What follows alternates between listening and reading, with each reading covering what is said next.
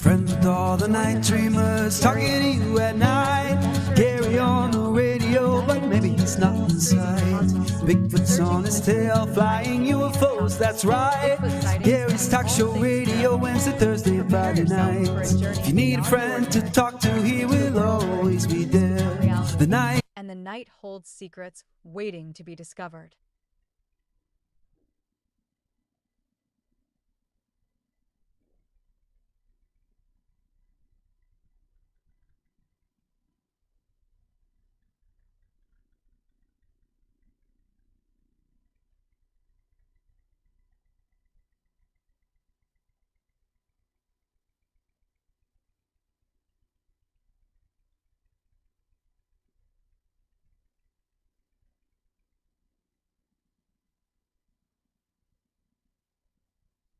Dreamers Talk Show will fix your despair.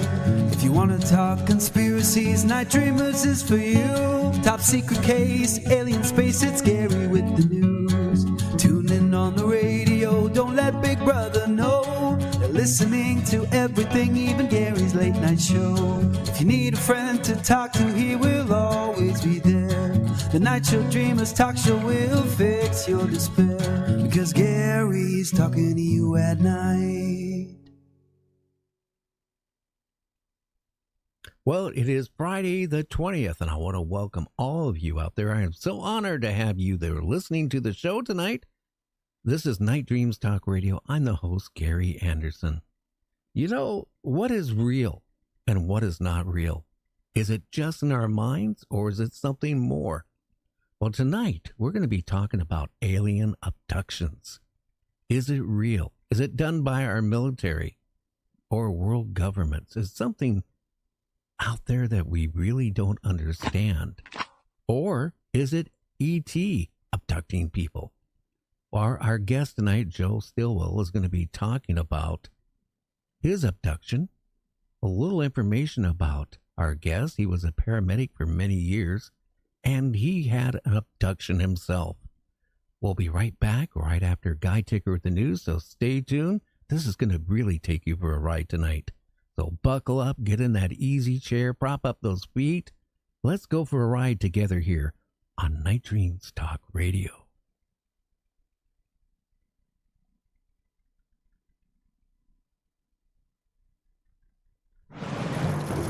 Here now, the latest news. I'm Guy Ticker, Night Dreams Talk Radio News Director, anchor, reporter, and full-time philatelist. Look it up. Ex-Navy officer says underwater UFOs display capability that jeopardizes U.S. maritime security. UFOs that have shown the ability to seamlessly transition from air to sea without a splash or crash are an urgent national security concern with world-changing scientific ramifications, according to an ex-Navy officer. In July 2019, the USS Omaha recorded a UFO, or UAP, unidentified anomalous phenomena, that buzzed a Navy fleet off San Diego and disappeared into the ocean without a trace. The video, verified by the Pentagon, displays capability that, according to oceanographer and retired Rear Admiral Tim Galladay, quote, jeopardizes U.S. maritime security, which is already weakened by our relative ignorance about the global ocean. Galladay wrote in his March 2024 report, quote, the fact that unidentified objects with unexplainable characteristics are entering U.S. water space and the DoD is not raising a giant red flag is a sign that the government is not sharing all it knows about all-domain anomalous phenomena. I'm Guy Ticker. The news is brought to you by Night Dreams Talk Radio Network. To submit a story or to get all the latest news, go to nightdreamstalkradio.com, because the truth is out there. You are listening to Night Dreams Talk Radio Network, the home of Night Dreams Talk Radio, with Gary Anderson, syndicated worldwide. Paranormal Talk Radio, like you remember. And we made it to Friday. Well, in the news, I found very interesting. If you own a Chevy or a GM diesel pickup truck, Well, I hate to say it, the government has made General Motors, well, send everybody a check for $6,700. So be looking in your mailbox.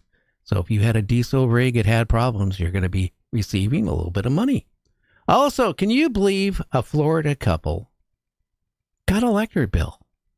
Not for $100, $200, or $300. For 1 month, it was $12,000, JC. $12,000 electric bill for 12 grand. Yeah, that's ridiculous. The last people I've heard have that kind of electric bill, they were growing marijuana on the side, if you get what I'm saying. But sounds like these people need a new water meter or electric meter. Electric meter. And that's the whole problem. And it was 90 degrees. And, you know, they can't run their air conditioner. They can't do any cooking. They actually put a lien against their house. They did all this stuff in Florida. And then they said, well, the reason why you got a $12,000 power meter, your meter got tampered with in the last month. But regardless if somebody tampered their meter or did anything in a month, $12,000? Yeah, it's ridiculous. And you know they probably shut it off too. Their electric. Yeah, their electric is totally shut off.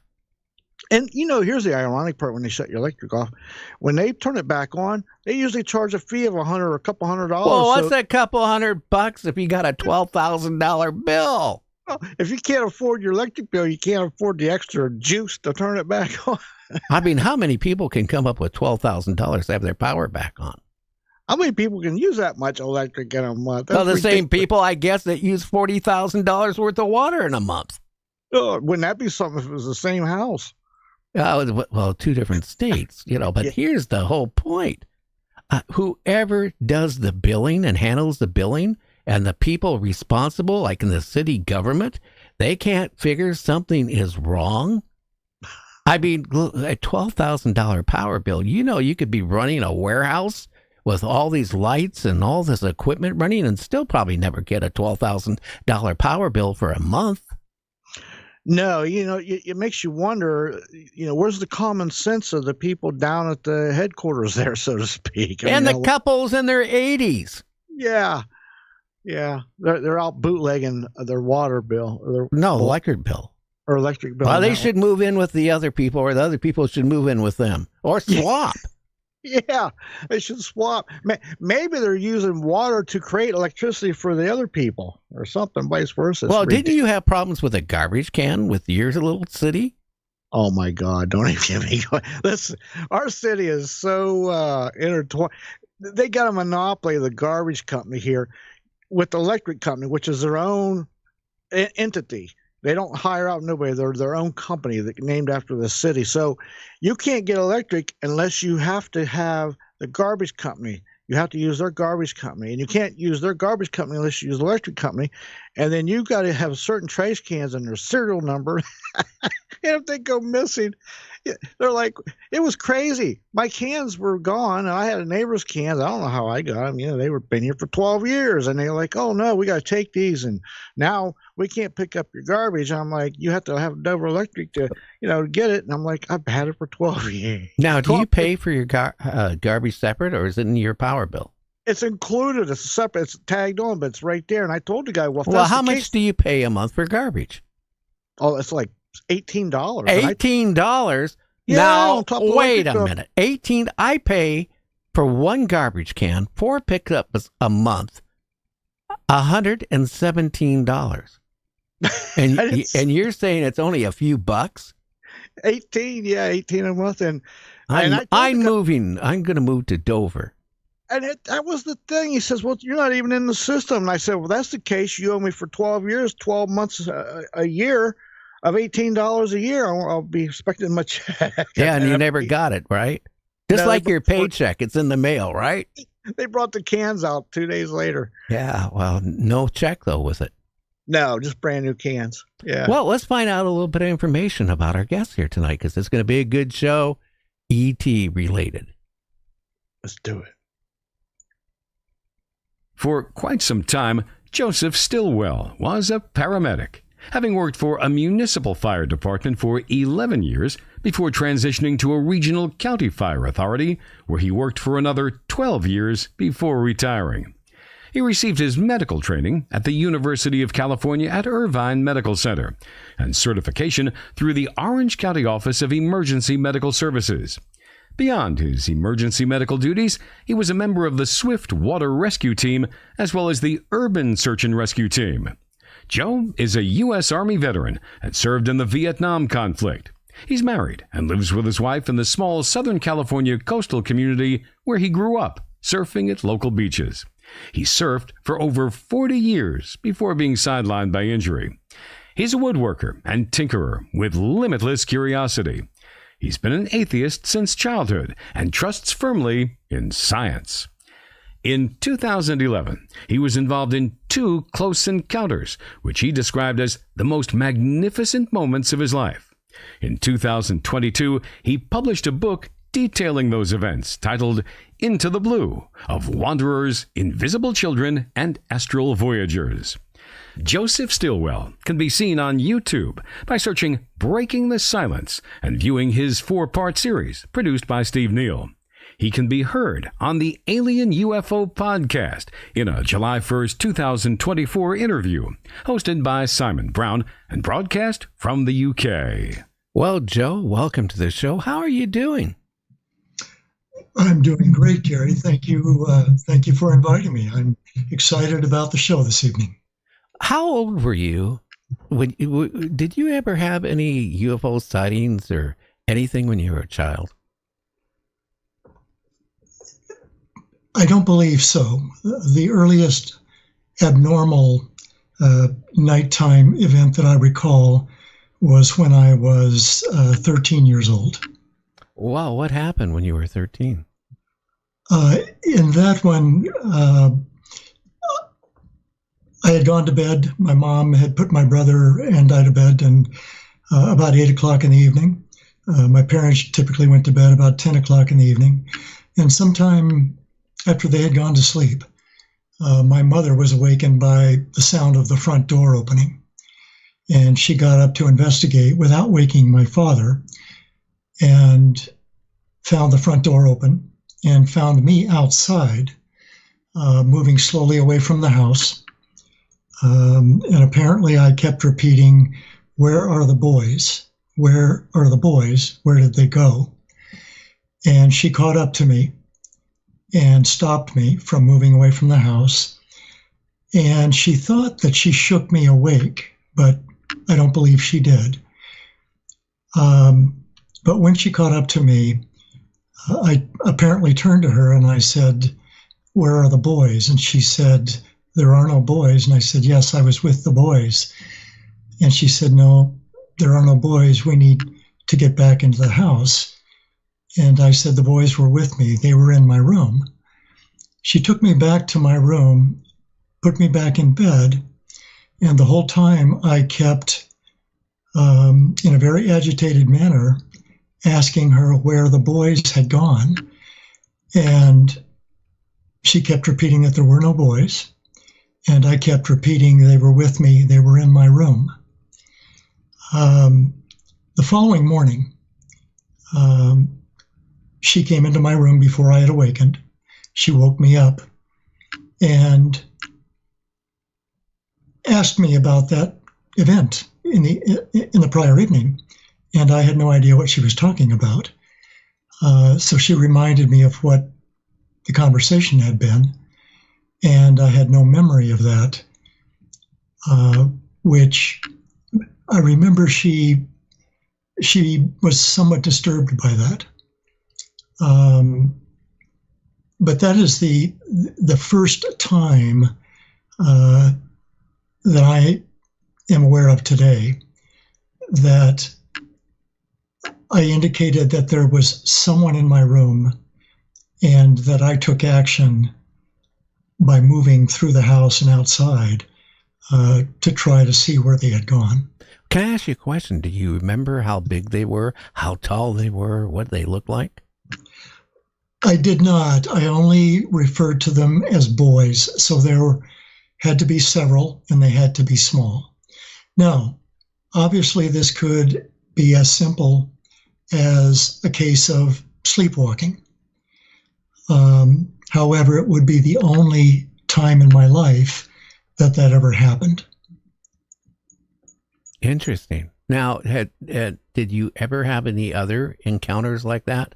You know, a lot of these, reports of people claiming that they've been abducted or, entities came into their room is like when they're in bed at night. Whitney Strieber, again, still has, encounters while he's sleeping at night. The encounters that are included in my book, the most recent, occurred in 2011. Actually, during that year, there were 3 unusual events in my room, and you're correct, it was at night. I would imagine early in the morning, after midnight. And typically I go to bed as an adult about between 10:30 in the evening. Interesting. And these can you explain what these others were like? In 2011, on March 1st, in the early hours of March 1st of that year, I had gotten up and used the bathroom and come back to my room. I walked over to a west-facing window in my room just to look at the full moon and try to find the Orion constellation. And at that time of the year, the constellation and the moon would be up to the left, looking out of that particular window. So I walked to the window. I looked to the left, and there was the Orion constellation. And I had barely set my sight on the constellation when I sensed movement in the sky to my right, outside.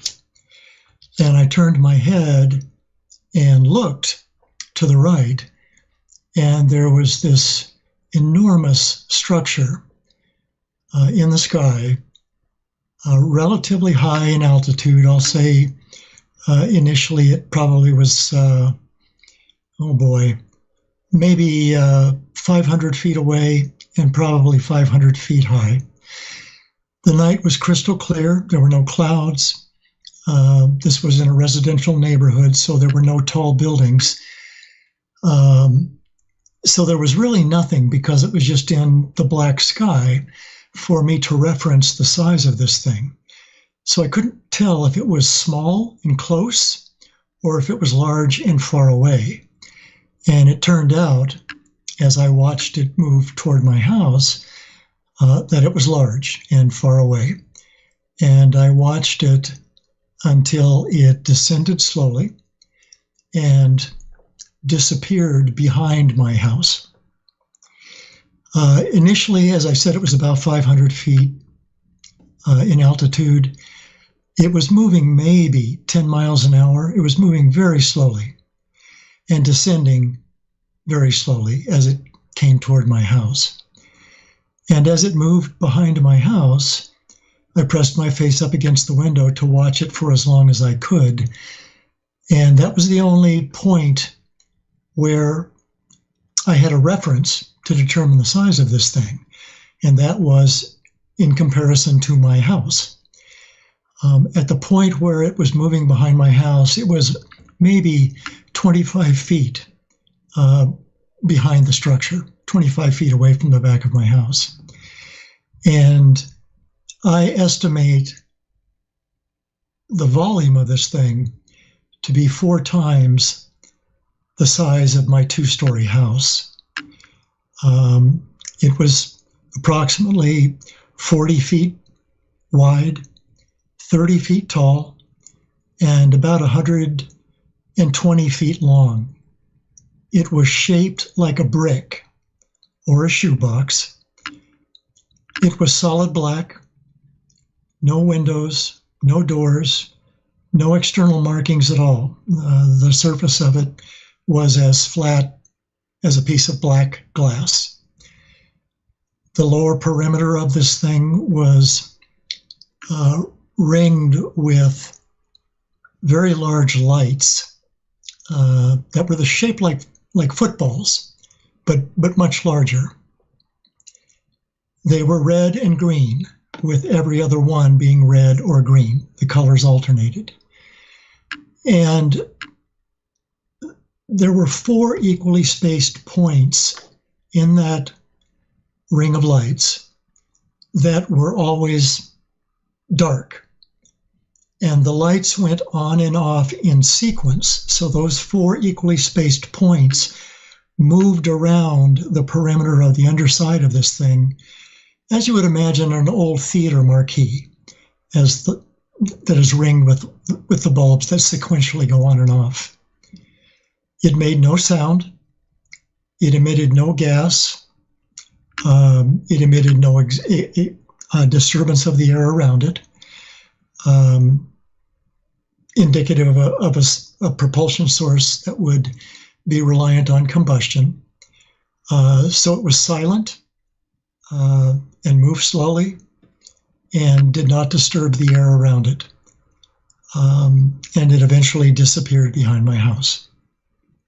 Did you go outside at all to check on it at all or anything? I did not. I was standing at the window when the last bit of it disappeared behind the back of my house. And at that point, I turned from the window. I wanted to walk across the hallway from my bedroom to a bedroom that is on the other side of the hallway, to look out the window of that room to watch this thing fly away. But when I turned and took a step to go to that other room, I immediately stopped. I hadn't wanted or tried to stop. I just stopped. I was paralyzed, completely paralyzed, standing. I still had vision, and I must have been breathing normally. My thought process was unusual, though. All I was thinking about was, mentally, I was just telling myself, move, go to the other room. Let's go watch this thing fly away. We're going to miss it. But I could not move. None of me would move. And so you were paralyzed. I was completely paralyzed. Were you panicking at all? Because I know myself, if I was in that situation where I couldn't move, I just seen a UFO or whatever it was, I would be panicking, like I'd be like trying to run under the bed or something. I mean, here you're paralyzed. You're still thinking. Were you kind of concerned, like what is going on? No, initially, I recognized that I recognized that I was paralyzed. But again, my thoughts were not rational. They were only about getting going so I could go watch this thing. I had no thought about my paralysis, nor concern about it. I just wanted to go see this thing fly away. As I was standing there in that state, I suddenly started to come out of my body. I came out through my face, but I only came out a short distance, and it seemed as if I got stuck. And I could feel that the impediment was on either side of my head near my temples. And I seemed to be tugging to try to come fully out of my body. And at some point, after a few tugs, I did. I came out of myself to in front of where my body was standing. And when now you were functioning mentally when that happened. How did you respond? You're out of your body. You see your body there. Weren't you concerned about that? Well, I have to correct you. I was not functioning mentally correctly. I was aware that I was coming out of my body, and I was aware that I came out of my body. And I term that whole thing my awareness coming out of me. Once I came out, of course, I no longer have eyes. So I was not seeing anything. I was just aware that I was no longer possessed a physical component. In that state of being, there were only two realizations that I had.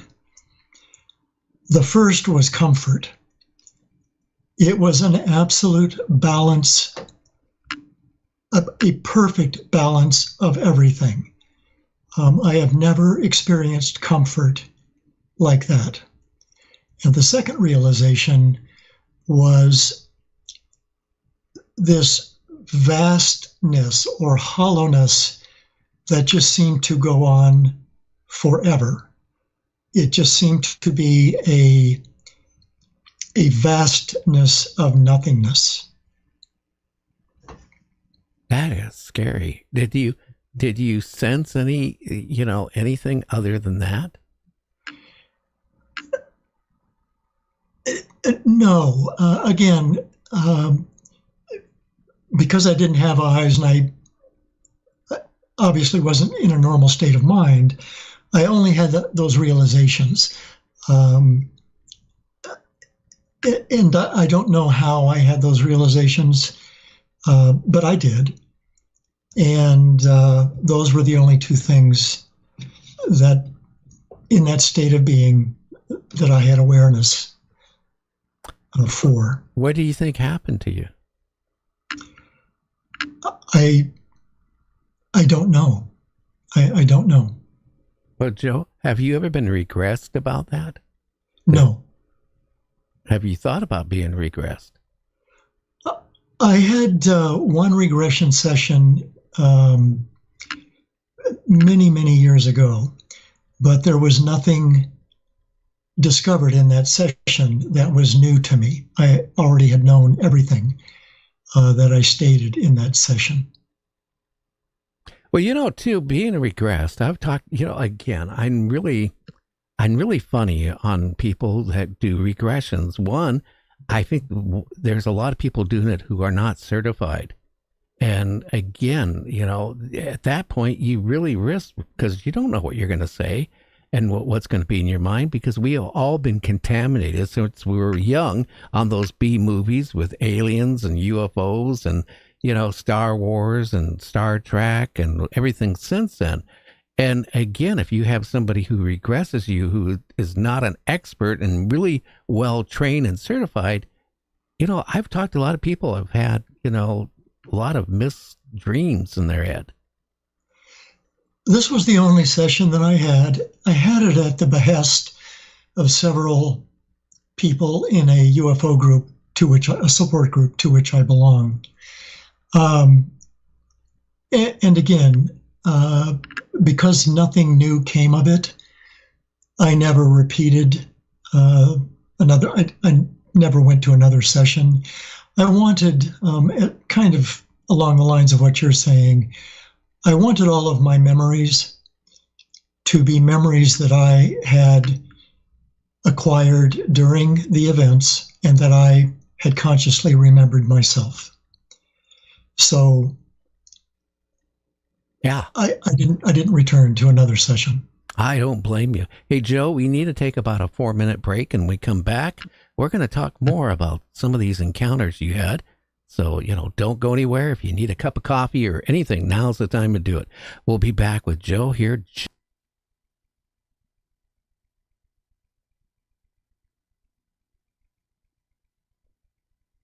One, two, three, four.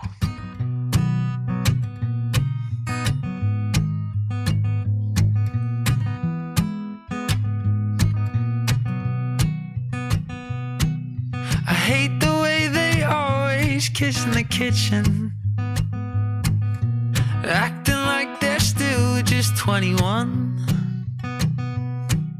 They always seem to go for walks on Sundays and doing things they did when they were young. So I'll ask when I go home, but maybe the whole point's not to know what's the secret to keeping the love alive. what's the secret of keeping the love alive for so long?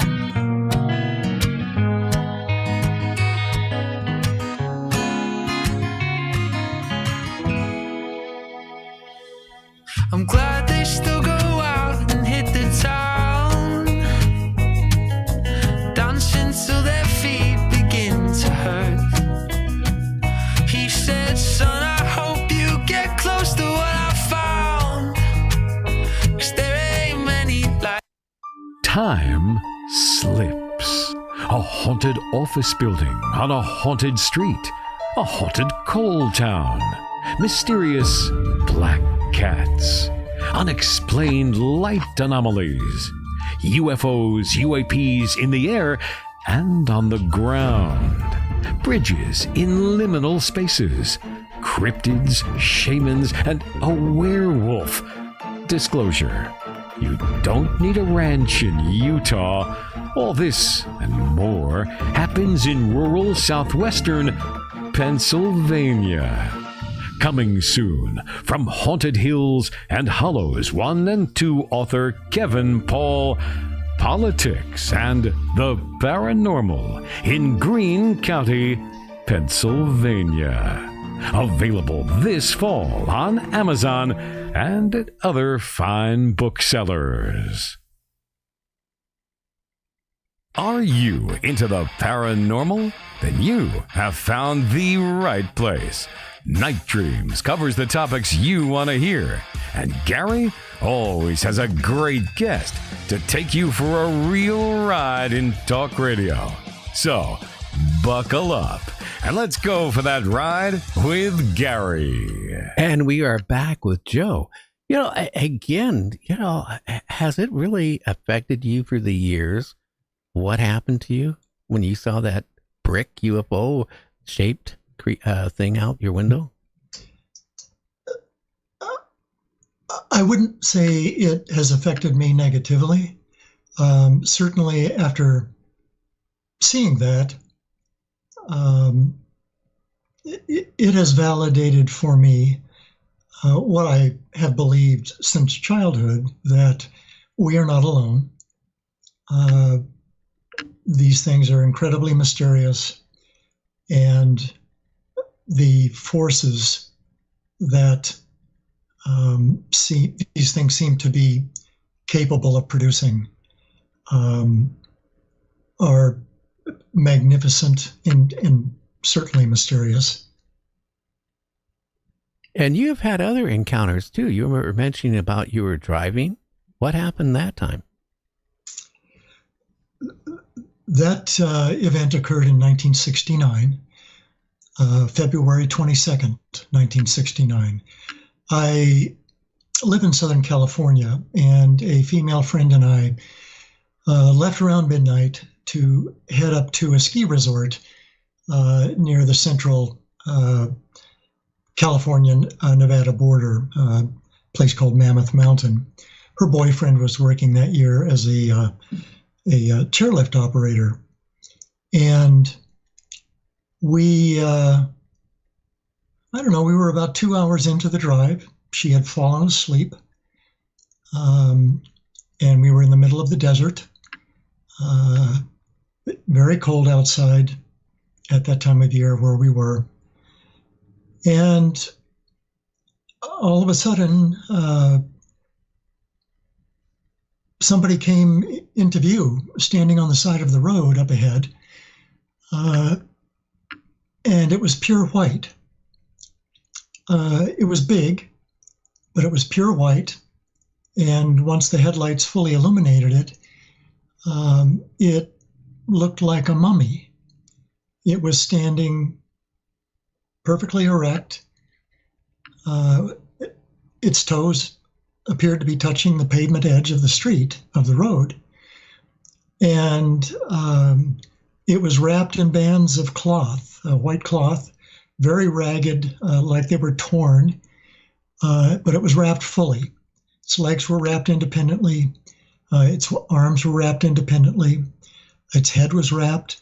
It had a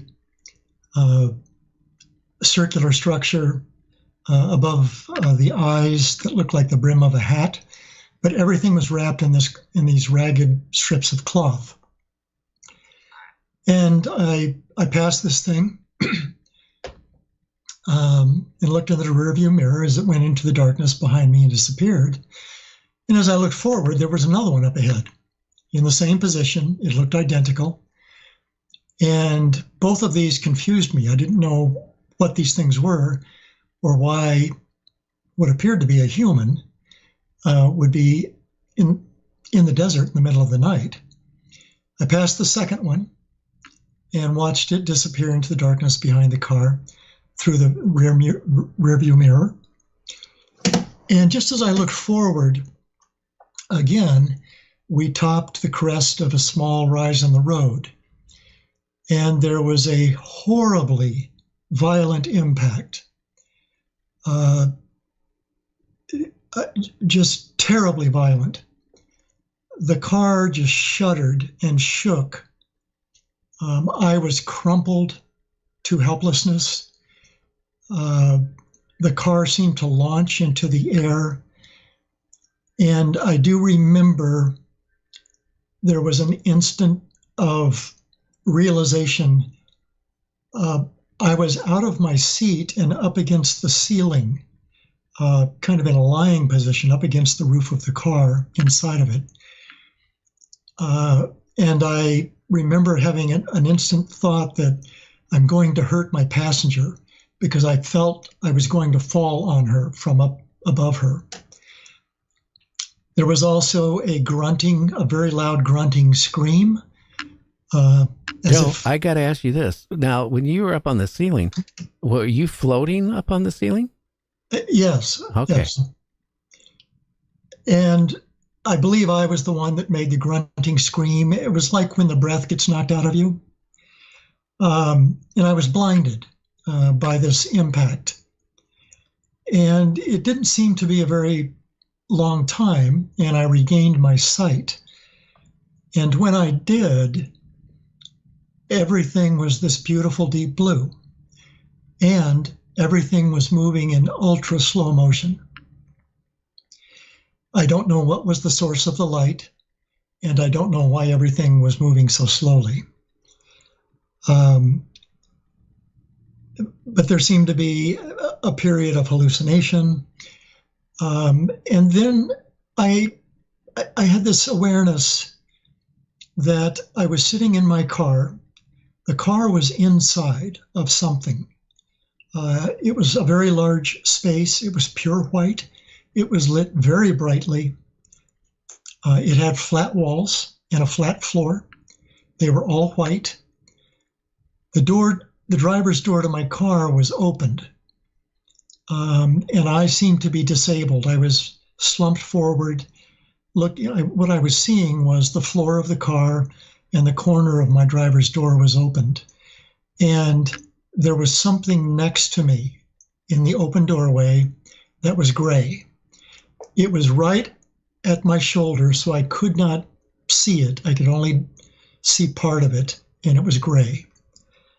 And I could also see some stuff on the floor just outside of the car door. It looked like maybe wires or, I don't know, some kind of electronic stuff on the floor. And at some point,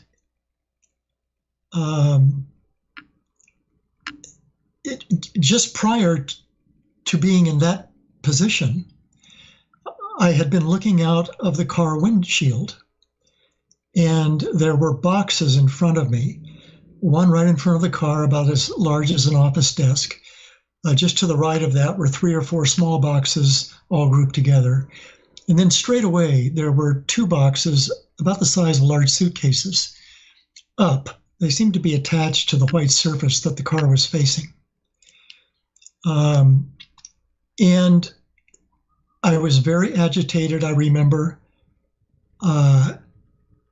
And my next realization was that I was in a fight. I was in a physical fight. I seemed to be fighting something at the door of the car. And I remember I struck the windshield up high of the car, and I was hampered in my ability to do what I was doing because I was in a Volkswagen Bug. It's a very small car. The steering wheel was quite large, and I just couldn't resist the way I wanted to. My next realization was I was slumped forward, completely disabled, viewing the lit floor of my car with this gray thing just to my left at my shoulder. Wow. Yeah, and you don't remember any ordeals or anything happened? Were you think you were maybe taken aboard a craft? Well, my belief is that as we were driving through the desert, my passenger was asleep. The incredible impact, the very violent impact, I believe, was us being struck by a light. We were a target directed from a craft that was above the car. And as I said, the power of that light was incredibly disabling and violent. I believe the car with us inside was lifted and taken onto that craft that was above us. That is my belief. Very interesting. We got a caller. Who do we have out there? This is Tom. Hi, Tom. How's your sports car tonight?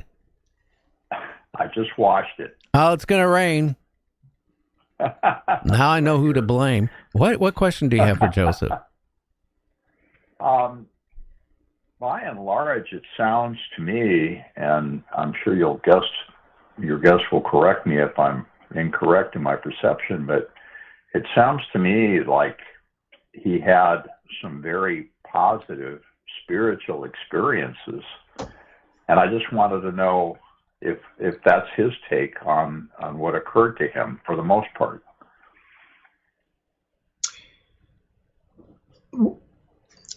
I'm not exactly sure what you're asking about spiritual or spirits. My belief is that my two encounters in 2011, the encounter in 1969 that I was just describing, where I believe the car was taken up onto a craft with my passenger and I inside of it.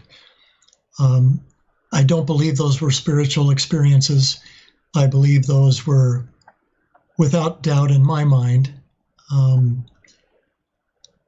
non-human intelligence, controlled,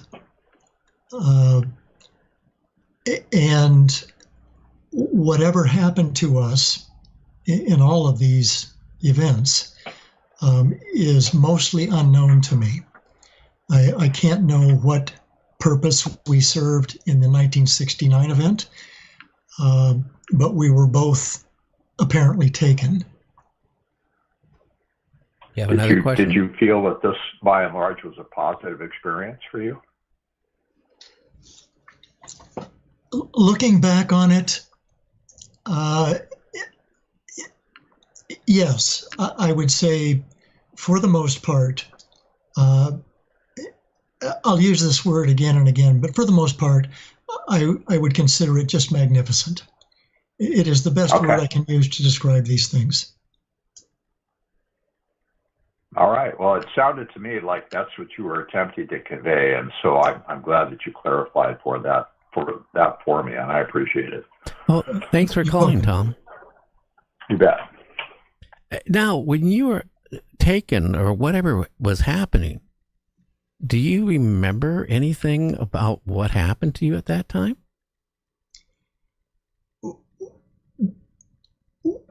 On board, what I consider to be on board, when we were in that white, large space, I only remember what I have shared with you.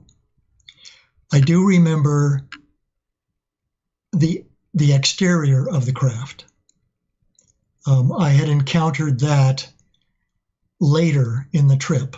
And I don't know how this all was happening, but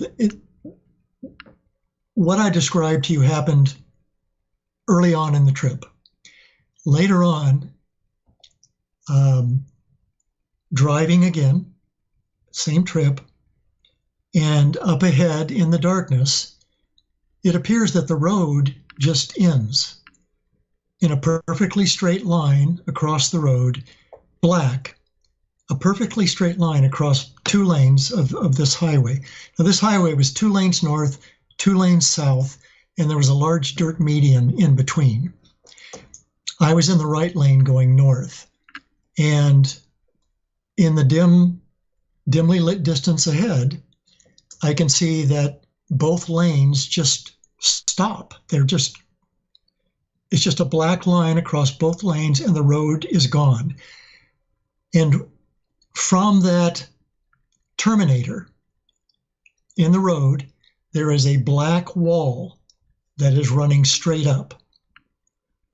And in my mind at the time, I thought that was a cliff. Also understand, I had driven this road dozens of times, scores of times over the prior years. So I was very familiar with this road. But in this particular instance, I thought that the road had just been built right into the side of a mountain, which obviously is not a rational thought. So as I approached this large black wall, this cliff, I slowed the car down very quickly and got it very slow and approached this wall very slowly and drove right into it. I hit it. It stopped the car with a thud, and now we are sitting there. There's this arc of light in front of me where the headlights are almost against the wall, illuminating it very brightly. And it's just a perfectly flat black wall. And I kind of leaned forward and looked up, and it was higher than I could see from inside the car. So I put the car in neutral and put the parking brake on, and I got out of the car. I opened the door and got out, but I did not get out away from the car. I stood behind the door and just looked at this thing. And it was incredibly tall, very large. And looking over the top of the car to the right, I could see the end of it. And the end was a perfectly vertical corner. I don't know, maybe 25 feet or so off into the desert. But this thing looked like it was about 3 stories tall. And I moved away from the car door and stepped forward to where I was almost against the wall. And I leaned my face in and brought my right hand up, and I tapped the wall right in front of my face. And all I remember is it was cold and it was smooth. And I was confused that a cliff would look so artificial. And I turned to the right, I turned my head to the right, looking into the arc of light in front of the car. And as I was just staring into that lit area, confused, a thought entered my mind that there is a waterfall about to cascade from the top of this cliff of a size and volume that will not be survivable. Oh, wow. And I became concerned and immediately moved back away from the wall, got in the car, and backed away from the wall. Now, I don't believe that is a rational thought, nor do I believe that thinking that this is a cliff blocking the road is a rational thought. But I believe that waterfall thought was a telepathic thought that was relayed to me to get me back in the car. And it did. I backed away from what I considered the cliff. I turned right, drove off the road, off into the desert to go around this thing. I thought I would drive down to the corner of it, make a U-turn, get back on the road, and continue my journey. So that obviously is not a rational thought to have. No, not out in the desert. So I did. I went to the corner very slowly. I turned, and when I did turn left around it, I encountered another wall connected to the first one at a 90-degree angle. And I just started driving along it very slowly. I was right up against the wall, up against the cliff. It was solid black, vertical, not a mark on it. And I don't know how far I got, but I don't think I got very far. My next realization was I was not in my car. I was standing facing the wall, the cliff. I was about, maybe 30 feet out away from it. And I seemed to be paralyzed. A point of light appeared at the bottom of the wall, and it started rising. The light started rising, and as it did, the wall, the black that seemed to comprise the wall, separated. And it went almost all the way to the very top edge of this cliff, which was about 30 feet, 35 feet. And the part now that seemed to be opened was the shape of a candle flame. It was like opening curtains just very slightly at the bottom. So it was this acute arc opening that was very tall, and this light was spilling out. And eventually, once it got high enough, the opening, the light flooded over me and around me. The color inside, what I believe was inside this thing, it was kind of a pumpkin orange. It was a dirty orange. And in that candle flame, I call it an opening, I could see what I interpreted as the edges of two floors. So this thing had a floor that was on the ground. Then there were these two kind of dirty copper colored lines. They were about a foot thick each and about a foot apart. And that was what I think was the edge of the second floor. And then up an equal distance, there were two more of these copper colored lines.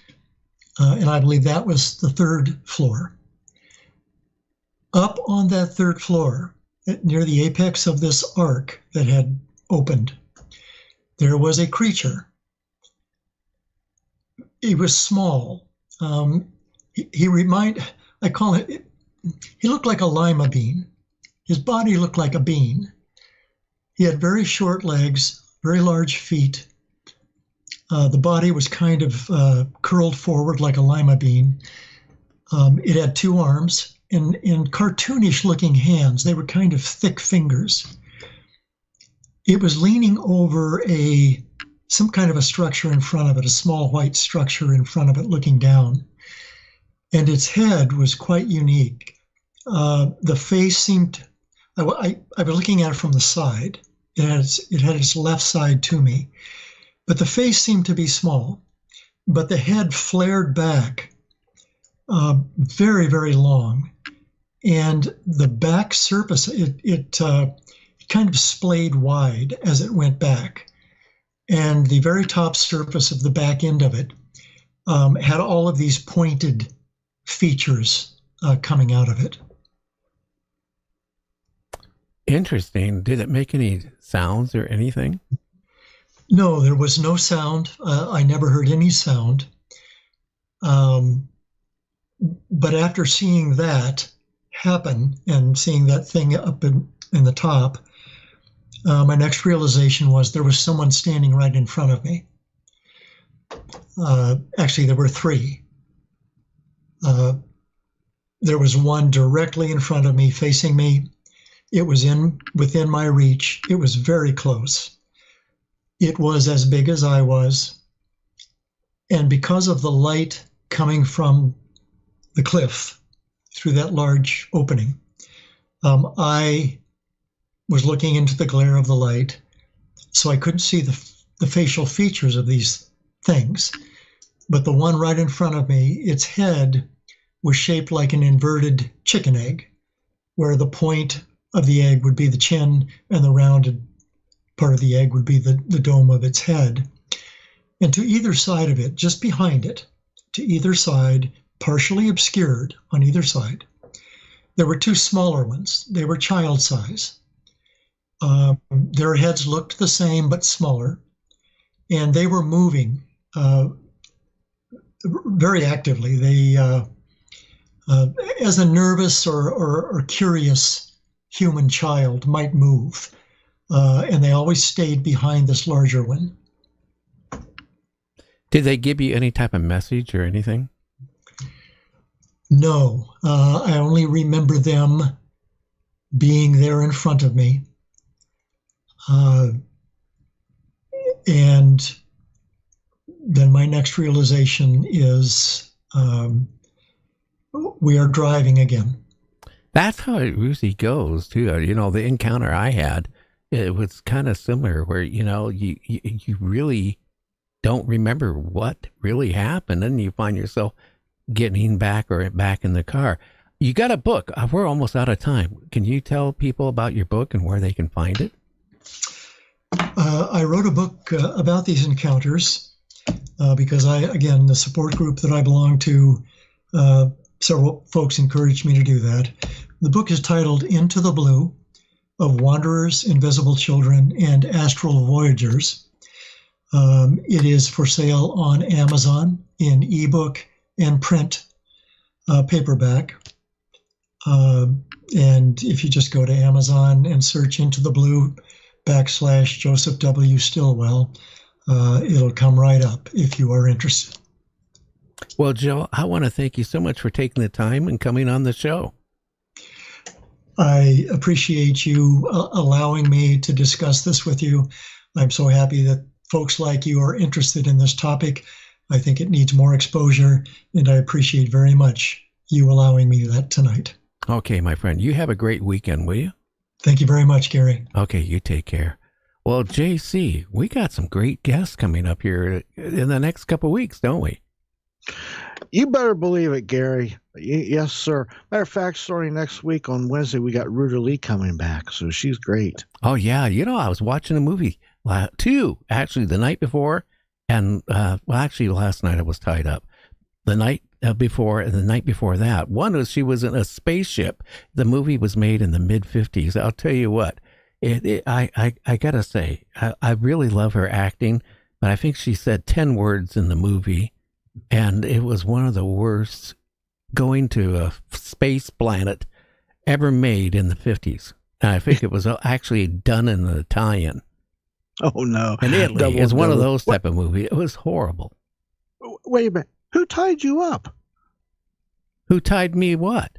You said you were tied up. Who tied you up? I don't want to talk about last night. Oh, okay. I wish I would have been tied up. It would have been a lot more fun. Gotcha. And, also, we got Tim Schwartz, time travel. Yes. Guess what? We got to get that doctor on because he said he perfected it now where we can time travel. If you could go back in time or in the future, which would you do? Would you go back or go in the future? I'd go back. I'd go in the future because I'd be a multi-billionaire. I could be the world's richest person. Well, I could do that going in back, too. Yeah, well, yeah, I guess, too. Yeah. Going back, you know what stocks to buy and what not ones to buy. And how much to bet on the World Series or horse races. Oh, why would you do that? Wouldn't you invest in Microsoft? I knew somebody years ago that invested just a little money in Microsoft when it was first starting up. People tried to get me to invest in Microsoft. I would have been a multi-millionaire if I would have bought stock when Microsoft first started up. Yeah, I would do the same, but first you got to have the big capital by winning a couple of big bets to put and buy all these stocks. So yes. Yeah.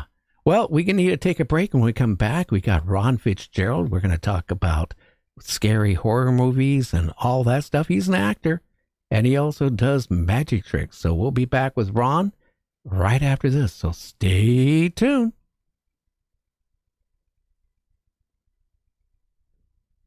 Adventure and discovery for the enigmatic giants of the forests. Read On the Trail of Bigfoot by Mike Dupler.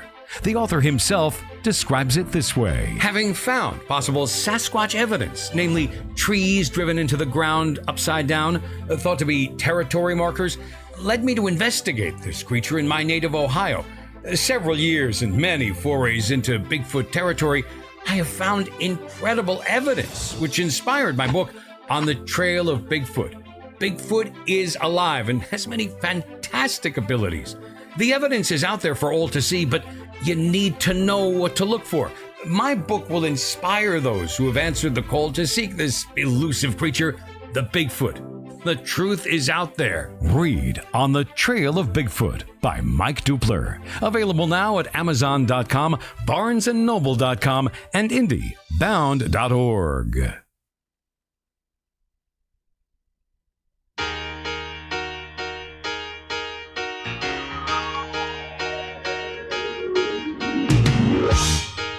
You're as cold as ice.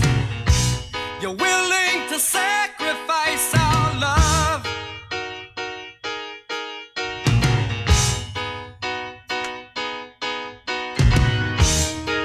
You never take advice. Someday you'll pay the price. I know. I've seen it before. It happens all the time. You're closing the door. You leave the world behind. You're digging for gold. You're throwing away a fortune and feelings, but someday you'll pay.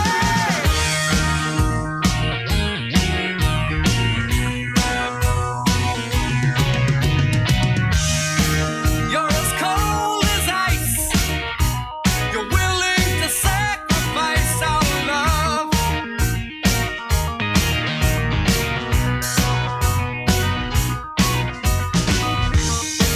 You want paradise, but someday you'll pay the price. I know. I've seen it.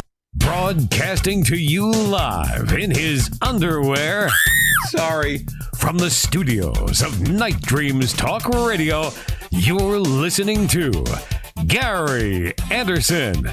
He's the bomb. The size of nuclear bombs today has evolved from the 1960s so that they are smaller but more accurate. Hey, are we talking about weapons or Gary? Even if the total megatonnage was actually less, the explosive force would be spread out more efficiently across the metropolitan area. So in that case, the actual destruction would be even greater than what I'm about to describe now. Yeah, we're talking about Gary. On the radio, on the internet, and in worldwide syndication.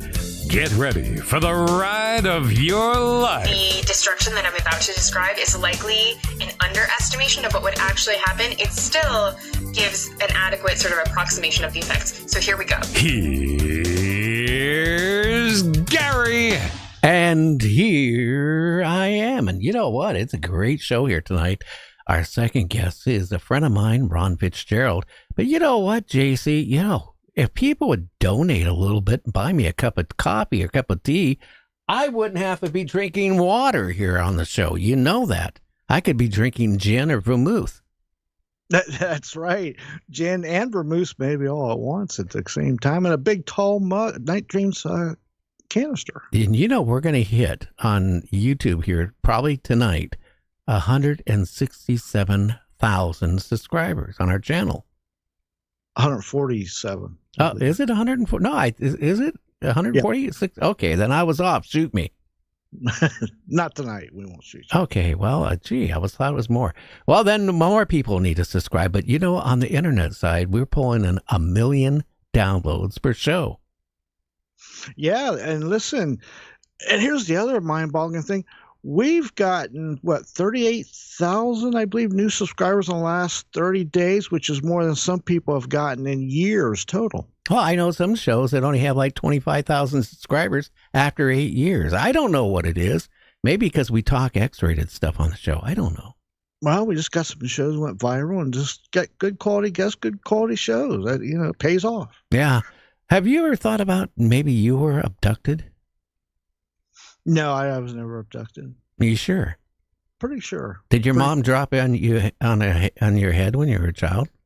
No, she never dropped me off at the Grand Canyon like Joe Dirt and left me or nothing either. No. Yeah, well, my parents did that, up on I-5, going to Oregon when I was a little kid. Evidently, my dad got tired of me talking so much. He pulled into a rest stop, and while I was doing my little, they drove off.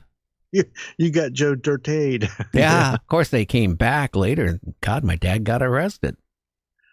Oh yeah, you do that today. Yeah. Then he was more mad at me. Yeah, you little brat. Look what you did. Well, his excuse is, I had to go up to the next turnaround on the freeway and come back. That took like 25, 30 minutes. Naturally, there was people at the rest stop. They called the police. The police get there, and then when he comes, they put him in handcuffs. My dad never, to the day he died, he never forgave me for that. All your fault, Gary. Poor 8-year-old kid. Jeez. I should have said some other stuff. Then he would really not like me. Well, who's our next guest, and what can you say to the listeners about him? Hey, our next guest is Ron Fitzgerald. Now, he is an actor and a magician known for blending his talents of both entertainment fields as an actor. He has appeared in various television shows, Gary, films and theater productions. Matter of fact, his background in magic sets him apart in his versatility that it actually makes him a sought-after talent in, the entertainment industry and many other industries, too. He's a very rounded and talented guy. Gee, why don't you ever say something nice like that about me? Well, hey, Ron, how are you doing tonight? Hi, Gary. I'm doing great. How are you? How are you guys doing tonight? Good show. I'm doing good. Well, with your fangs, have you ever bit any young ladies in the neck? Yes, actually. I mean, because I have fangs that I would pop in to do vampire photos in some of the vampire movies that I've been in and things like that.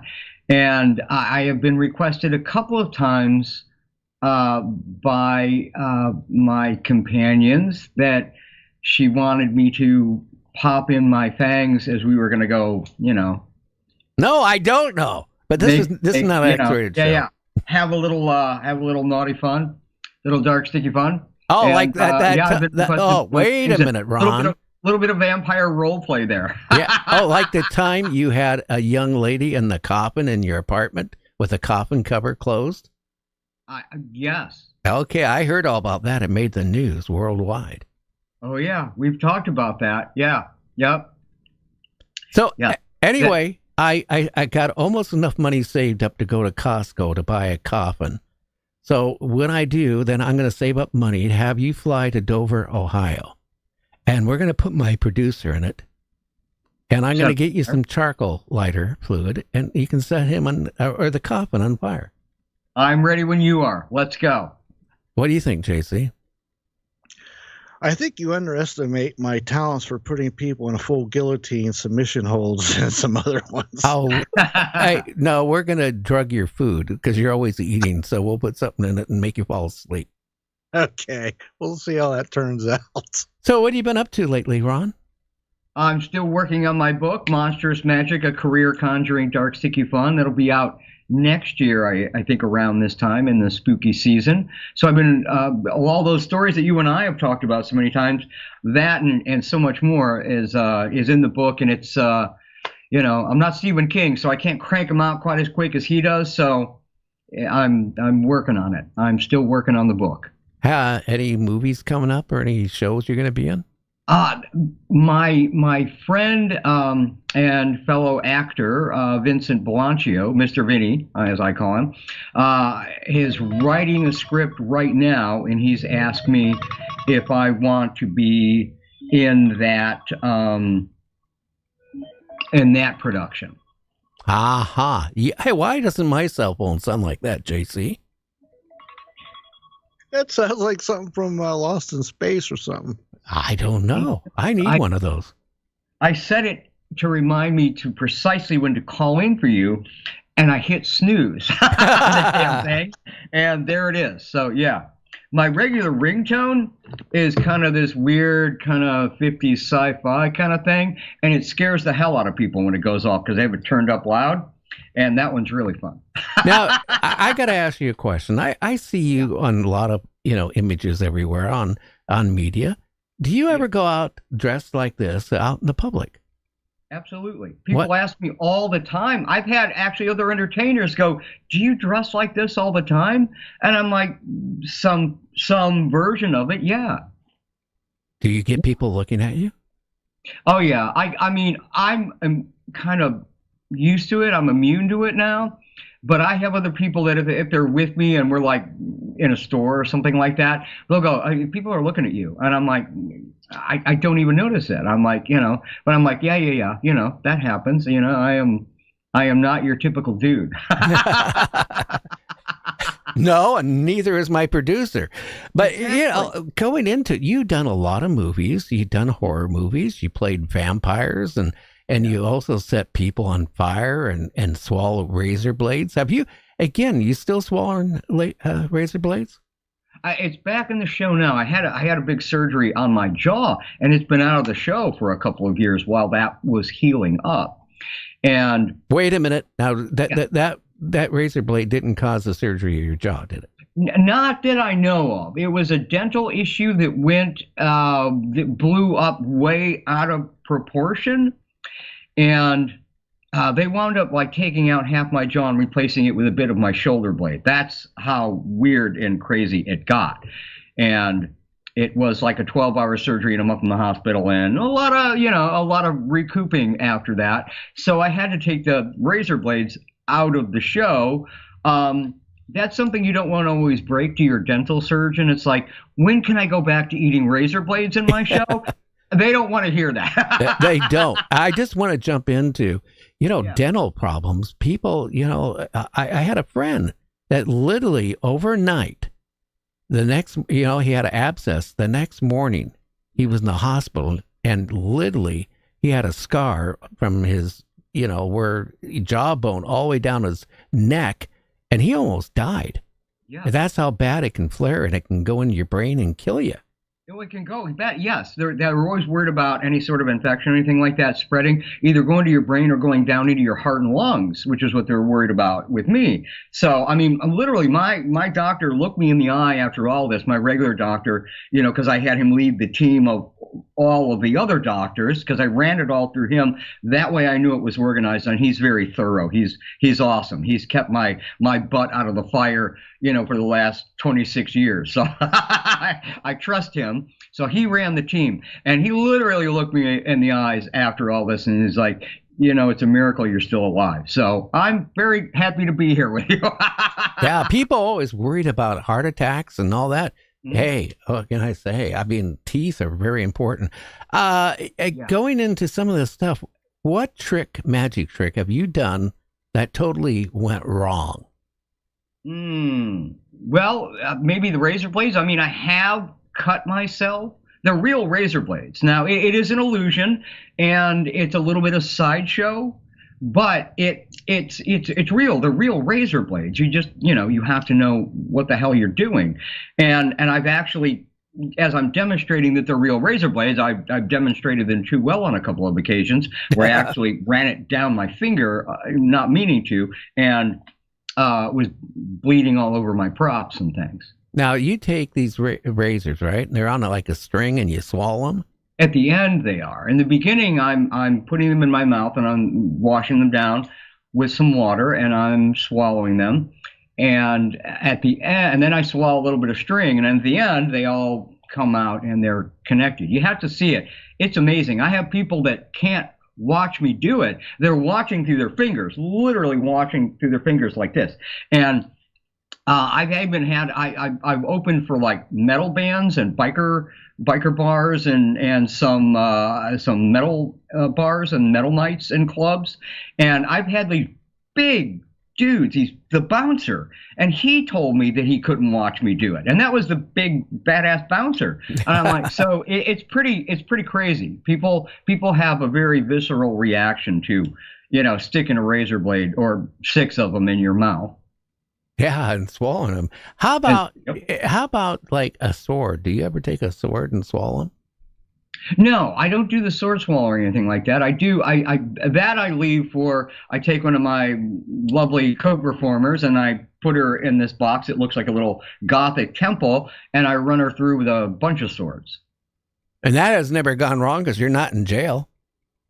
No, not that anybody knows of. Yeah. I was reading an article back a few years ago. People that swallowed swords, their lifespan, especially, when they were doing it like in the early 1800s, 1900s. Yeah. All it would take is them to get bumped or move wrong or anything like that, and it would kill them. Yes, it can. You have to know what you're doing there. And I know several lovely performers, and they're female performers, and they're sword swallowers and things like that. And I knew the guy who was a sideshow and circus performer by the name of Johnny Mia. I had met him at a gig I was doing with my friends out at Castle Blood, which is a haunted attraction outside of Pittsburgh. And they're still there. Go see them. If you're out there, go check out Castle Blood. It's a very vampire-y, interactive haunt, and you'll love it. And I was out there and I met Johnny Mia because they had him there as entertainment as well. And he was telling me about how he used to swap other things out. Instead of swallowing swords, he would swallow like a neon tube. And one time it ruptured and it exploded inside of him, and they had to get all that glass and everything out of him. He said he was very lucky to have survived that. Oh, wow.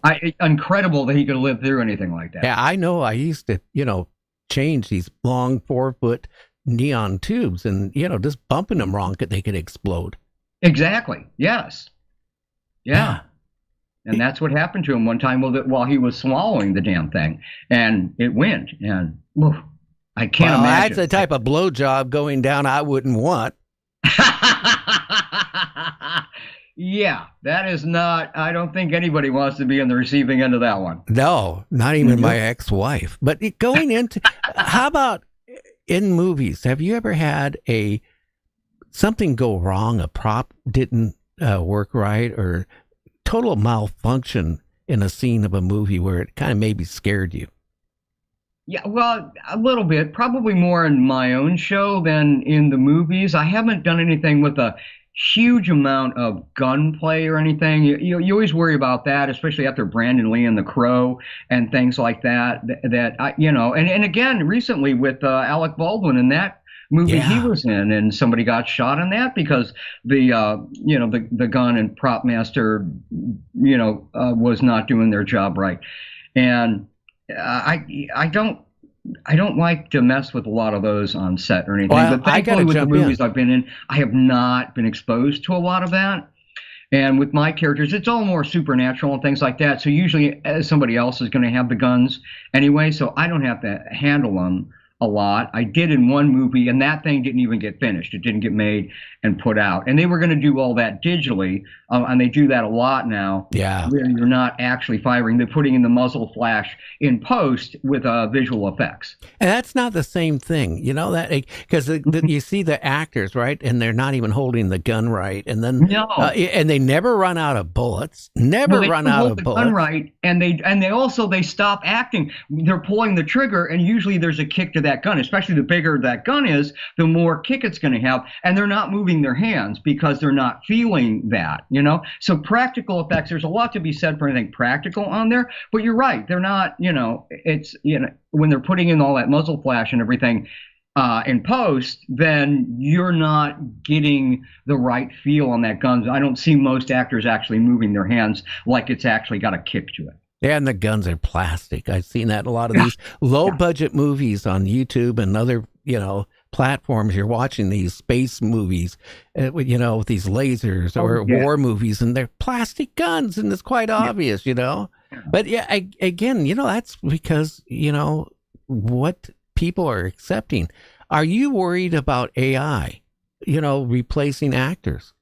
Well, there is a huge question about there now, because not only your physical, your image, but also your voice. People are cloning voices. You can clone your own voice to do your own social media and stuff, and make it easier to construct it that way. But yeah, I think fakes and deep fakes, and then it's like we're all going to have to come out and everyone's going to have to incorporate and have this very long list of directives of what can happen with you, your image, your voice, anything associated with you personally, and you're going to have to think about that. What happens to that in perpetuity then afterwards? Because when you're gone and your estate, somebody has control of your likeness and your voice, then what the hell happens to it? You have to have directives that are future casting to what might happen then, and that will depend greatly on who in the end, after many years, will have the rights to your your voice and image. And that's disturbing, because it is hard to go that far down the line and see who might then own your voice and image and what can happen. So we're going to have to come up with a set of rights and directives on what happens with your digital likeness and voice after we're gone. Well, if you that's go on, going to be a huge issue. If you go on TikTok, you hear a lot of famous people that passed on. Yes. Their voices being used. Mm-hmm. I mean, and I'm sure no one's getting any, royalties from it. No, there's no royalties. There's no nothing. People are, bootlegging it. Literally, you could go take some sort of recorder and go sample them out of a movie, feed it into the AI. It constructs, an entire voice set out of that, and you can then program it to say what you want it to say. And in some ways, that's kind of cool and fun. But in other ways, that's kind of frightening and horrific, because you don't know how that's going to be used. And that's why I say there has to be some set of rules, some sort of personal directives, and some sort of rights to your own personal, whatever you generate personally, that you own it, and you alone own that. And then you have to decide, how that's going to be used afterwards. And then you have to trust that somebody's going to follow those directives later, because they might not. I mean, there's a whole issue right now with Peter Cushing, his issue. They used him, they brought him back from the great beyond and put him in Rogue One, a Star Wars story. And now there are two companies fighting on who had the rights to his digital likeness, his image and everything. They used another actor to voice him. They didn't clone his voice, because I don't think the tech was there yet, but they did use his image, and damn, it looks like him, and that's cool for the story to be able to bring an actor like Peter Cushing back. And they had his family's blessing, which is good. But then you've got other companies coming in now, 8 years after the movie came out, or longer, and saying that no, we had rights to this, and now you owe us money for somebody else's work. And that's kind of messed up. It really is, because, AI even can duplicate the voice now. Mm-hmm. They were talking about, somebody was talking about they want to make a John Wayne movie, a new one. And again, all AI. And it's getting more sophisticated. It happened to me now twice. I go, late. I'm up late at night. So I flip through some of these platforms and watch movies. The first time I watched a movie about 20 minutes, then I realized something's off. And then I realized it's AI. Yeah. And then just a week ago, again, I watched a movie all the way through. And then I realized I just watched something that was not real. Yeah. No actors, no nothing. It was all AI. And then, remember Stargate, the TV series? Yeah. Just a couple months ago, they got a couple of the actors together, and they had went on live, no video, but just audio. But the AI generated the script, and they read the script. So there it is. Screenwriters might be a thing of the past. Well, they're worried about everybody, all creatives or anybody, even other jobs, anything. If you use it as a tool to augment your workflow, that's a good thing. But it's going to replace a lot of people, and then a lot of people are going to have to then learn a new skill set and move into another portion of their industry or even a whole new industry. There's downsides, but there's an upside to it too. It makes workflow easier. You can do a lot with it. But in the idea of, especially in entertainment, where we are, when they can just, clone your voice and your likeness, then where does that go? And then you should be paid for that. Then, even if you're gone, your estate should be paid for it. There should be a fee and there should be royalties. If they're going to use you like you were alive, they should pay you like you're alive. And that's something they're going to have to. And that's part of why the companies don't want to do it. They want somebody who's made themselves a name, but they don't want to necessarily pay for that. You know what I mean? Well, they're always, it's like what corporations always do. And I don't begrudge anybody making a ton of money, but when you're doing it to the detriment of artists, the performers, and all of the cast and crew and everybody else out there, even the audience, then I have an issue with it. You can't rip everybody off to make your product and expect people to want that or want to buy it. I think the other thing that we're going to have to look for is they don't want to pay influencers or people or even performers online to make their promotional videos. So we're going to start seeing AI generated like influencers and things like that online, because then they don't have to pay an actual influencer to do it. Or like maybe an influencer would also have the fact, say if they thought they were doing something unsavory, something that went against their own code of ethics, they could say no to it. And companies don't like that sometimes, and this way, the influencer can't say no to whatever they're asking them to do because they are literally a program. So there is a huge, huge string of ethical questions we have to stop and ask ourselves. And we're going to have to say no to some things, and we're going to have to think this through. Well, the government's going to have to step in and put some control on it, too. Because, again, what's really bad? If you sit there late night and watch these commercials on Medicare or on real estate, okay? Again, we had a TV producer also who is a billionaire who owns a lot of real estate corporations. And, they do a lot of, commercials on TV. Yeah. And guess what? He admitted to us back here about 6 months ago, those people, when you were watching the commercials, they look like real people, right? Right. They're artificial intelligence made. Yeah. They don't have to pay any actors now. They don't want to. Yeah. If they're going to cut costs wherever they can, and if this allows them to cut out the creatives, the actors, the performers, they're going to do it. And think about this, like I mentioned on the show numerous times. Now AI has got sophisticated, like in China, and you go in the main cities in China, they got cameras everywhere. Yeah. Yes. They took pride here a couple years ago within milliseconds, they could identify a person by their face. Mm-hmm. Then now their technology's advanced so far, they can identify a person in milliseconds of time by the way they walk. Yeah. That's scary. It is. It truly is. And everybody's walking around with a phone in their pocket 24/7, pretty much too. Yeah. Well, I don't even mention phones because I'm scared about phones. The camera in that. Yeah. You look at all these phones. 3,000 of them blew up in the Middle East, killing people. Wow. Yep. Yeah. We're not safe on anything anymore. Well, anything can be a blessing or a curse. Everything is a tool, and like a hammer, it's as simple as a hammer. Everything's a tool. Money's a tool. AI is a tool. You can use it to build a house, to build things for you, to make life better. You can also use that hammer and put it through somebody's forehead and end them. So any tool can be used for good or bad. Oh, it can.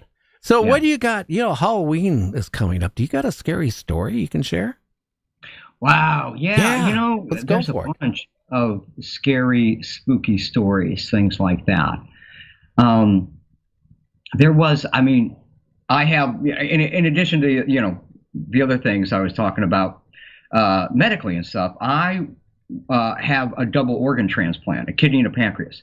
And that's 25 years ago now, which is incredible if you know anything about organ transplantation. Also, if you know anything about organ transplantation, here's what I figured out. If Frankenstein were real, he'd be taking a buttload of pills. I'm just saying. He would. For the rest of his life. So I yes. No, I said he would have to be taking it as long as he lived. Exactly. You got to take your pills. Yeah. Because otherwise your immune system goes, hey, these don't belong here. Let's eat them. And you don't want that. So I was on dialysis waiting for the transplant. And I had, there was a rough time. I mean, they're literally, taking your blood out of you and cleaning it in a machine next to you. It looks like a Slurpee machine. And then it comes back into you and it takes out excess fluid and everything and cleans it, because that's your kidney function usually. But you can't do that because my kidneys have failed. So it was dialysis. That's how they keep you going while you wait for the transplant. And while I was in dialysis and going through that, one night, it was late at night, it was quiet, I was laying in bed. I don't know if I was reading or what I was doing, but I was laying there next to my girlfriend, and at the end of the bed, like kind of parallel to me, hanging over, but it was at the foot of the bed, was this, I'm going to call it an entity. Some sort of specter, entity, something, had a long black flowing shroud, and its arms were outstretched, and the hands looked to be skeletal. And when the shroud went up, when the head tipped up, it looked to be a skeletal face on this entity. Wow. And it was weird, but I was being a guy who's fascinated by the dark side of life and entertainment and dark culture and all of that. I just kind of, while I was hanging there, I just kind of stared at it. I wasn't hallucinating. I was wide awake. I knew, I wasn't dreaming or anything. And I knew I'm just looking at this thing and I'm watching it and I'm watching it. And it felt like a long time. It probably wasn't, but it felt like it could have been hours or something. And I'm just watching this thing hanging there, floating, with the shroud flapping behind it at the end of the bed, thinking, what is this? What is this? And then suddenly, it just started to kind of drift up towards me, like parallel, like right over me. And as we almost got face to face, I got really panicked at that point, and I took a swing at the damn thing. And I swung so hard at it, I rolled completely out of bed and onto the floor. Oh, wow. It was crazy, and I'm just like, what the hell? Because I thought I was going to have to fight this thing if I could. And I look up, and it's gone. I woke up my girlfriend because I tumbled onto the floor and made a big noise, and that woke her up. And it was just like I to this day, it's just like I don't know what the hell that was. I know what it looked like. It certainly looks like the Grim Reaper. I don't know if it was coming after me. I don't know. I didn't have that feeling, but I certainly got alarmed. I got panicked when it started to come close to me, and that's why I swung at it. But that's probably really one of the creepiest damn things that I have ever had an encounter with. That is one scary encounter, I'll tell you that. It is, isn't it? I mean, it is. I've never heard of anybody else that had an encounter quite like that. Usually it's some sort of more of a ghost or ghoul or something, but not something that looks like the damn Grim Reaper. Or something. Now, hey, JC, I'm really proud of him. You know what I would have done, right? What do I do when I was young? What did I do all the time if I got scared?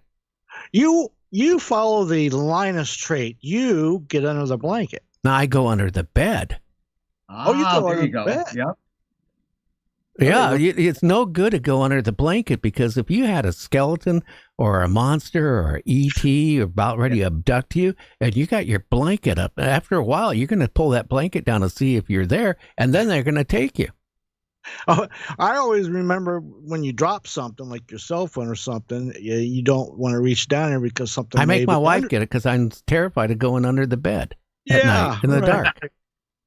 There's things out there. Ron, do you think there's things out there we don't know about out there, especially at night? Without a doubt, absolutely. I think there's tons of things we don't understand and don't know about, and whether they're coming in. There's a lot of theories now that these things are inter or extra dimensional, that we can't find them afterwards or before, and that you really can't measure it because it's coming in and out, like shifting in from like a parallel dimension, something like that. And then I think there's other things like Bigfoot, which you've had an encounter with yourself. Yeah. I think they're out there, and I think they just know how to get away from people and where they live. But I think those things are actually out there, living out there, and I think some people know about it. They have to know about it, but I don't know if they're, an entity that then travels, can go somewhere else or not.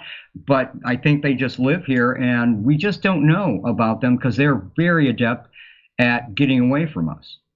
Well, there's talk about like dogmen, and I don't really buy that. But I really, here's the thing. Let's go back to the 15th century, 16th century. Yes. And go to some of the countries that had, like vampires, supposedly, or werewolves and things like that. Now, why would it be just but you know what? Some of these things have been reported all over the world in that time frame. Yes. So, I mean, if you're thousands of miles away and they had a vampire, how would they know another village 1,000 miles away or 300 miles away there was vampires? Right, because they didn't have the communications like we did then. So stories would travel, but much, much, much more slowly, And when you had things like that, happen all over Europe and beyond, I mean, the vampire mythos has been around for so long, hundreds and hundreds, maybe thousands of years, and that perpetuated for such a long, long time. Even to this day, people will swear to you that they have had encounters with what they would call real vampires out there. Well, I think there possibly could be a lot of things that go bump the night. Yes, that there are. That we just can't comprehend. Yeah, and even back into Native American legend and lore, they talk about the shapeshifters, which have to do with what you're talking about with the werewolves. Yeah, but again, the same thing, because again, my granddaughters are American Native, and I had got to know at one point of Muckleshoot Indian tribe, the medicine woman. Now, that was years ago, but, they talked about Bigfoot. They talked about, like dogmen type creatures and all this stuff. And, again, maybe some of this stuff was real. Yeah, no doubt. I mean, because there's so many things that did, and it happened all over the place, all globally, like even the phenomenon of pyramids that have popped up all over the globe. And yet those cultures really didn't have anything to do with each other, but there were pyramids everywhere, South America and Egypt and other places as well. They continue to find them and dig them up. There are some like secret places where they have found them on the North American continent. Yeah, it's really, when you think about it, the Mayas and whoever built the pyramids, okay, their civilizations are gone. What happened to them? They were so far advanced. They had technology far more than us in many ways. And then the civilization just disappeared. Yeah, exactly. Where did they go? What happened to them? They went to McDonald's. And that was a portal. It was a portal. Yeah, a wormhole. Now, do you have anything going on for this Halloween coming up? Are you going to be anywhere doing anything? Yes, on Devil's Night, the night before Halloween, October 30th, which is the anniversary of when I became the mayor of Hell in Hell, Michigan, the first time in 2016. And it just seemed to be a good date for me. It's a Wednesday this year. It's the night before Halloween. And I'm going to be at the Hobart Art Theater in Hobart, Indiana. You can get your tickets online. I have tickets through all my social media. You can find them or go to the Hobart, Google the Hobart Art Theater, and their ticket web link has them, or they're in my Linktree link. Can I show you? Can I put up a PR? Oh, yeah, go ahead. QR code? Yeah, all right. sure. If you hit this QR code, however you guys can. Bring it down a little. Down? Yeah, right there. There we go. On another device, and just scan that QR code. The first link in my Linktree is the one for tickets. So if you're anywhere in the Midwest or want to travel to the Midwest to see one hell of a show, it's called Ron Fitzgerald's Extreme Halloween Magic, the Hobart Art Theater, Hobart, Indiana. And it's a really nice venue, full theater. I'm going to be doing full illusions, and I'm going to be cutting off people's heads, burning witches. I'm going to be cutting someone in half from the audience with a power saw, eating some razor blades, all the fun things that you want to see to celebrate your spooky season. Well, I'm excited about that. Now, do you have a website to share? And you also have a couple CDs if you want to share those. Oh, I do. I have, I've got my movie. I'll show you what that looks like. This is, where are we? Right there. That's Dark Realm. And that, if you go to my website, Fitzgerald'sRealm.com, and go into the store, you can get this collector's DVD. And that's right there. It's got all the extras on it. It's the only place you can find them. And if you want to watch the movie streaming, that's on Amazon Prime Video. I have another movie that's out streaming right now that somebody told me about. They move around on the streaming systems all the time on those platforms, so I'm never sure where everything is. But I know something. I've got a supporting role in a movie called The Thirsting. And The Thirsting is on Tubi, they told me. So that one you can watch for free. Go out to Tubi. They got a lot of good horror movies and fun stuff on there. And you can watch The Thirsting for free on there. I'm in that playing the Nightmare Doctor. And Dark Realms on Amazon Prime Video, and I'm starring in that with my friend Vincent Blanchio again, who I mentioned earlier. Vinny, he directed the movie, and he also stars in it with me, along with Kaylee Williams, and Lady India and is in the movie. She'll be there live with me on October 30th. You'll get to see her dancing and getting her head chopped off live for your entertainment pleasure. You can also find me. I know I'm on all the social media. I'm here on YouTube. So if you want to see video of some of the things, come over to YouTube and check out my YouTube page. I've also got, I remade Monster Mash, the song Monster Mash. We did it with more of a Bride of Frankenstein kind of sequel appeal to it.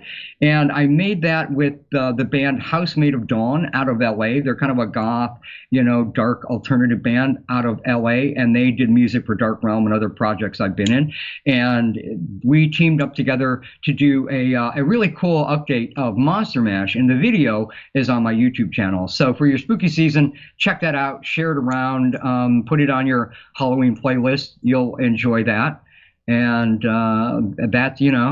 so I've got a lot of stuff you can enjoy for your spooky season. If you check out the YouTube channel, there's some videos of me on television, on the telly, and also on stage, with some of those performances that you can then come out. It's more fun if you come out and see it live too. So if you're anywhere in the Midwest, then come out to the Hobart Art Theater on October 30th for Extreme Halloween Magic. And I remember you sent me that song, The Monster Mash, about a year ago. I love it. Thank you. It's a really fun, it's more upbeat. The original one has kind of got a doo-wop sound. It came out in 1962. It was released on August 25th, 1962. But I always thought it was more earlier, from the 50s or something, because of the sound of it. But that's just its style. So we want to do something very updated. I mean, this thing's even got, a a really great guitar solo in it by Alpha in House Made of Dawn, put that in. So we put a lot more energy into it. It's very fun. And like I say, we swap. The original is really a kind of a tribute to Boris Karloff, and the original Frankenstein is really what it's all centered around, done by Bobby Boris Pickett, because he does the Boris Karloff accent. And then I just did an English accent, and then we did more of a Bride of Frankenstein, and our monster, or the bride, is played by, again, Lady India, because she has such a great look. And then I have my other friends, Jessica Edwards is in there, Melanie Miller, Kelly Yoder are kind of my backup dancers and singers for some of this too. And Vinny's playing two parts in Monster Mash.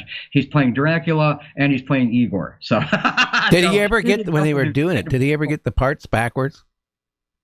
No, he was pretty good about it. He's good. He's a very accomplished actor. I mean, Vinny, to give you any idea, this man, he's not only done film, he does a lot of theater.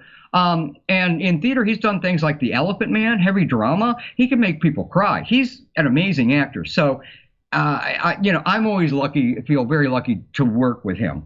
And so, no, we tried not to get him mixed up unless he got the Abby Normal brain, and then we had to put it in the other container and get him straightened out. Now, how often, I see you going on like TikTok and YouTube. How often do you go on it live? I go on at least once a month. I'm trying to do it a little bit more, especially through the spooky season. You can catch my Frankenstein Day special. It was for author Mary Shelley's birthday, and that was the last one we did. That was on August 30th. It's up on my YouTube channel. Archived with the other live streams. So I try and go at least once a month or more and go live, and that usually is also simulcast like you are. You're going out to many places off of your station right here and out of your studio, and I will go out usually to a couple of different places. Last time we were going out to YouTube, Facebook, The Evil Book of Face, and then also to TikTok, all live, because Jessica was on with me and she is building up her TikTok. So we did a dual stream onto her TikTok as well. So we're all over the place. Well, great. Hey, I want to thank you. You come on at short notice and be on the show here tonight.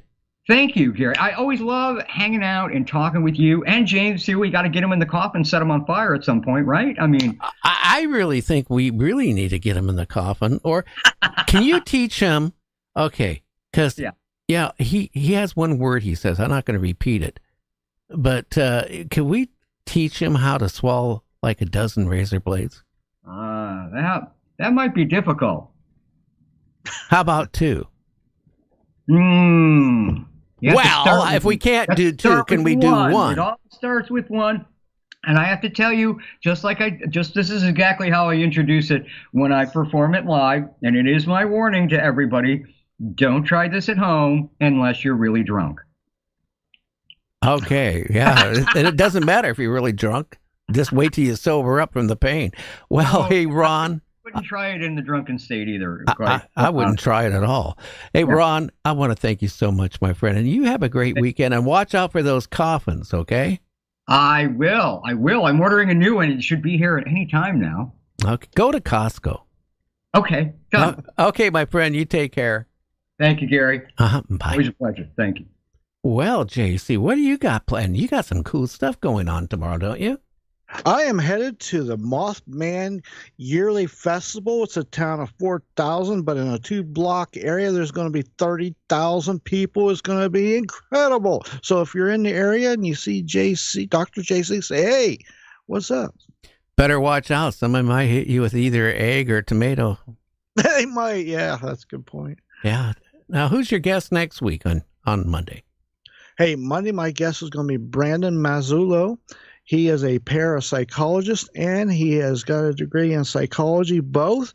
And he has studied spirits and what they are, what they could be. And we talk about all kind of great spirit, ghostly things. And it's pretty good show. Going to be a good one. I think it is. Well, everybody, I want to thank you for, taking the time and listening to the show and watching us. All the people on, YouTube, give us a thumbs up. That's very important. Subscribe to the channel. That's important because we do have a network It's really watching us right now. And also the people on Apple, iHeart, and all that, I want to thank you for listening to us. You have made us grow so fast. I just can't believe how fast we grew. I knew on the internet side, we were really doing good. But, YouTube wasn't growing. But then all of a sudden, like the magic button got pushed.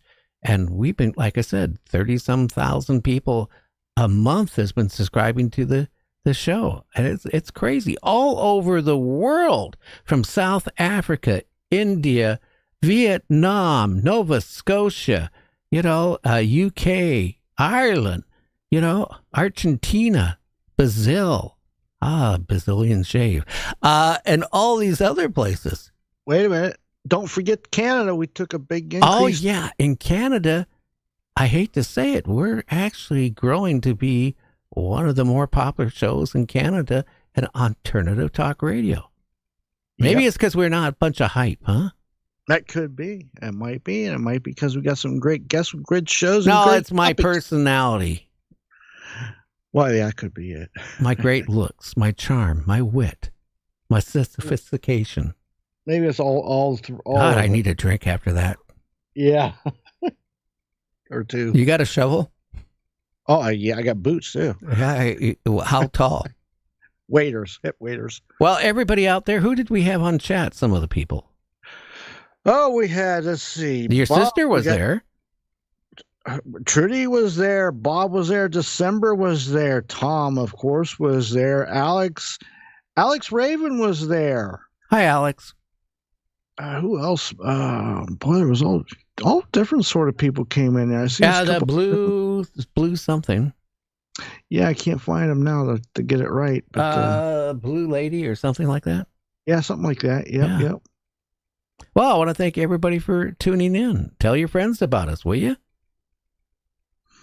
Yeah, tell everybody. Yeah, blue wave lady or something like that. Yeah. And a lot of people that were on, but they didn't go on chat because it was telling us the numbers. So, right, and then listen, the views will start stacking up over the next 4 or 5 days. So, you know what is crazy? If I'm in the studio during the day, my Skype lines for the call-ins are going crazy because people think we're on live. So they're calling day and night, especially when I'm in here like at 1 o'clock in the morning doing some work. The phones are going, and sometimes I answer it. They think we're on live. But those people on chat, you need to call. Don't let Tom do all the calling and talk about his sports car, okay? Come on. You can call in and just say hi once in a while. Yeah, they need to call and start supporting the show. We need them to do this and just ask buy me a cup of tea. Every cent helps. To grow like this, people don't realize it costs a lot of money to put this show on. And the more people and more faster we grow, it's like oh boy. It's a catch-22. It's a catch-22. Everybody have a good one. You'll catch the doctor on Monday. And don't ask him for a prescription because will sell you one. And then I'll be back on Wednesday. So everybody have a good one. We'll catch you on the other side. Who's friends with all the night dreamers talking to you at night? Gary on the radio, but maybe he's not in sight. Bigfoot's on his tail, flying UFOs, that's right. Gary's Talk Show Radio, Wednesday, Thursday, and Friday nights. If you need a friend to talk to, he will always be there. The Night Dreamers Talk Show with